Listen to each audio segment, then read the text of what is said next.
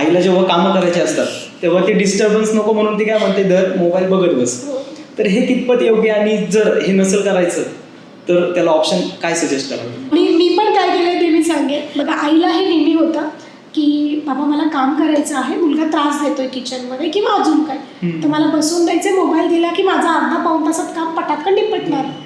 बघा हेच आहे, इथेच तुम्ही कुठेतरी चूक करताय असं मी म्हणेन.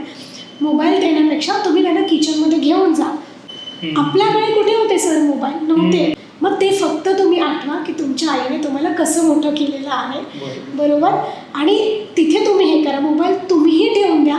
मग गरज पडणार नाही खोटं बोलायची की रिचार्ज संपला आहे किंवा पप्पांनी मोबाईल नेला आहे, मोबाईल खराब झाला आहे. म्हणजे असं बऱ्याच वेळेला मला ऐकायला मिळतं पॅरेंटिंगमधून. सर, पॅरेंट्स खरंच सांगतात की मॅडम आम्ही घरी आलो की मोबाईल कपाटमध्ये ठेवून देतो.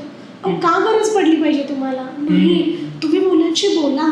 ते आज नाही ऐकणार, उद्या नाही ऐकणार, मे बी 8 दिवस नाही ऐकणार, थोडं थोडं ऐकतील, बरोबर. सो असं पण असतं पॅरेंट्सचं की मग आता तर ऑलरेडी सवय लागली आहे, जेवतच नाही माझा मुलगा, 30 मिनिट्स कमीत कमी मोबाईल पाहिजे, त्याशिवाय तो जेवूच शकत नाही.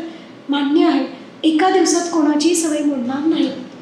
तुम्ही त्यांच्याबरोबर राईम्स म्हणा, काही गोष्टी सांगा, जसं आपली आई सांगायची, बरोबर, जसं जिजाऊ मातांनी शिवाजी महाराजांसाठी केलं, गोष्टी सांगा मुलांना.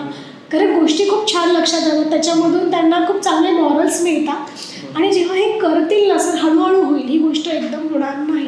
सो मोबाईल बंद करा, हीच माझी पॅरेंट्सला रिक्वेस्ट असेल.